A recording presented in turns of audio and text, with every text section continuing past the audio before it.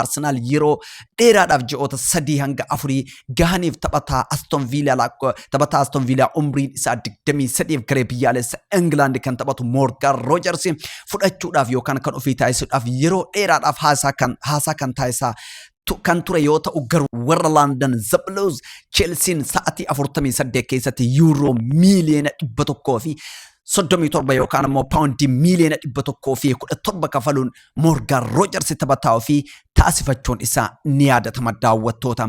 Kanaan wajjin wal qabatee Arsenal asittis ni durfame jechuudha osoo taphataa kana hin fudhataa jedhamee eeggamu.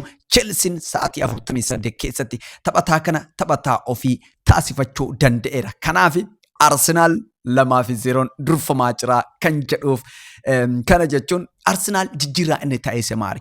Hanga ammaatti Arsenal jijjiirraan inni taasise Hinkaappee taphataa Bayer Leverkusen ergisaan bara darbe isa bira ture euro miliyoona yookaan paawundii miliyoona 34.5 kafaluudhaan kan ofii taasifatee jira. Gama biraatiin jijjiirraan guddaan inni hanga ammaatti taasise Christos Zolosiidha. Christos Zolosi kilab Braga irraa euro paawundii miliyoona 34 yookaan ammoo euro miliyoona 40 kan ofii taasifateera. Liigii Belgium keessatti gooliiwwan 22 galchuudhaan 29 mijjeesseera. Taphataa kana kan ofii taasiseera. Tokko ka amma maqaan isaa bal'inaan waliin ka'aa jiru Bruno Guimaraes. Egaa Bruno Guimaraes taphataa umriin isaa 28 lammii Biraazilii fi kilaba Newcastle United daawwattoota. Taphataa kana har'a odeeffannoowwan bahaa jiruun Arsenal taphataa kana fudhachuudhaaf naannoo paawundii miliyoona 80 qabatee balbala Newcastle United dhaa jiraachuu isaati kan dubbatamaa jiru. Jechuun euro miliyoona 88 kan dhiyaatu qabateeti kan balbala kanarraa rurrukutaa jiru. Bruno Guimaraes taphataa sarara jidduu midfielder defensiidha. Midfielder defensi yookaan lakkoo isa jaarra taphataa taphachuu danda'udha. Arsenal bara kana waancaa addunyaa bara 2026 irratti taphattoota isaa murteessoo ta'an miidhamaan dhabeera. Kana keessaa tokko William Salibaadha. William Salibaa sarara fuulduraa irratti eenyuun akka barbaadaa jiru itti fufna. Itti aansee ammootu Declan Rice. Declan Rice miidhamni qaama isaa keessa akka jiru eessumattuu akkuma William Salibaa dhukkubbii dugdaa waan qabuuf taphataa kanaafis taphataan isa jalatti akka barbaachisu dubbatamaa jira. Kan biraa Martin Odegaardidha. Martin Odegaardin miidhamni isa mudatuu baatus garuu ammoo taphoota waancaa addunyaa irratti dhiibbaa uumee taphataa waan tureef taphataan kun miidhamaaf saaxilamuu danda'a jedhameeti kan yaadamaa jiru. Bara darbe keessa bara 2025 darbe keessa miidhamni hedduun irra deddeebiin isa mudataa turuun isaanii yaadatama. Meebii taphataan kun gurguramuu malas jedhameeti kan dubbatamaa jiru daawwattoota. Kanaaf Bruno Guimaraes Arsenal midfield defense isaa cimsuudhaaf taphataa kana barbaaduu irratti argama. Har'a odeeffannoowwan ba'aa tureen euro miliyoona 88 yookaan ammoo naannoo paawundii miliyoona 80 qabatee gara Newcastle Uniteditti imaleera. Garaagarummaan isaan jidduu jiru naannoo euro miliyoona 3 hanga 5. Taphataa kana kan ofii taasifachuu danda'a jedhamee. Kanaan wajjin wal qabatee odeeffannoon biraa jira osoo as keessaan bahin. Newcastle taphataa bakka isaa taphachuu danda'u. Taphataa umrii 20 Monaco irraa Bambaa taphataa jedhamu euro miliyoona 41 har'a mallatteessee foomsee jira. Taphataan kun bakka Bruno Guimaraes lakkoo isa jaarra taphachuu danda'a jechuudha. Kanaaf Bruno Guimaraes hanga ammaatti waliigaltee mallatteeffamuu baatus gara Arsenal imaluudhaaf qarqararra jiraachuu isaatiif argaaleen argisiisan isa kana jechuudha. Gama biraatiin Arsenal taphattoota hedduu wajjin maqaan isaa ka'aa jira daawwattoota. Bruno Guimaraes kaafneerra kilabaaf kilaba wajjin haasaan taasifamaadha. Akka football transfer har'a gabaasetti haasaan kun guyyoota itti aanan keessatti xumuramuu danda'a jechuudhaan lafa kaa'ee jira. Kan biraa kan argannu Nico Williams taphataa Athletic Bilbao'ti daawwattoota. Taphataan Athletic Bilbao kun taphataa qarqara bitaa irraan taphatu. Hanga ammaatti Arsenal Zolosi malee taphataa achirraan taphatu kabaraa hin mallatteessifne qarqara bitaa irraan taphata. Taphataan kun garee biyyaalessa Spain wajjin waancaa addunyaa bara 2020 injifachuu danda'eera. Arsenal egaa taphataa kana kan ofii taasifachuudhaaf falmii ajaa'ibaa keessan jira. Taphataa kana barbaaduu irratti argama. Taphataa kana Arsenal kan ofii yoo taasifate fuulduree isaa cimsuu danda'a jedhameeti kan inni yaadamu. Taphataan kun jifataa qarqara bitaati.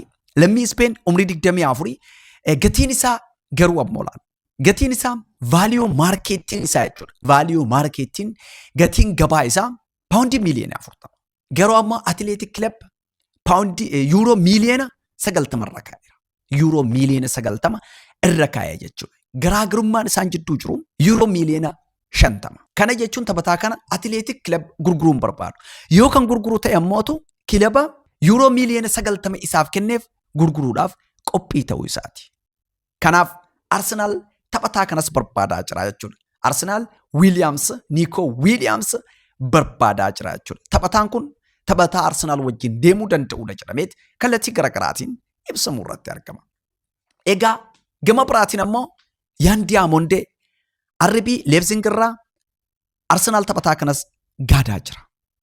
Egaa taphataan kun gara jalqabaa irratti ispeeshaalii waancaa addunyaa gara jalqabaa irratti Liverpool wajjin maqaan isaa kan ka'aa ture yoo ta'u amma ammootu Paris Saint-Germain fi Arsenaal wajjin maqaan isaa ka'aa jira. Arsenaal taphataa kana sirriitti barbaada. Garuu ammoo rakkoowwan taphataan kun akka Arsenaal hin seenne isa taasise hedduudha. Akka Football Transfer gabaasetti taphataan kun Paris Saint-Germain wajjin gara Paris Saint-Germain imaluu barbaada. Taphataan kun Yaan Diyaamondeen taphataan lammii Ivory Coast kun gara Paris Saint-Germain imaluu barbaada. Paris Saint-Germainis dhimma isaa ofitti fudhatee irratti mari'ataa jira. Garuu ammoo hanga ammaatti Green Light yookaan ammoo si barbaadna si mallatteessine jechuudhaan hin fudhanne. Sababa kanaaf deebii Paris Saint-Germain irraa hanga ergatutti taphataan kun eegaa jira. Gama biraatiin taphataan kun gara Arsenaalis imaluu barbaada. Garuu ammoo haal duree tokkoon gara Arsenaal kan inni imaluu barbaadu daawwattoota. Innis qarqara mirgaa irraan jifataa qarqara mirgaa ta'ee bakka Bukaayoo Saakaa taphachuu isaati. Bakka Bukaayoo Saakaa taphachuu barbaadu isaati. Egaa taphataan kun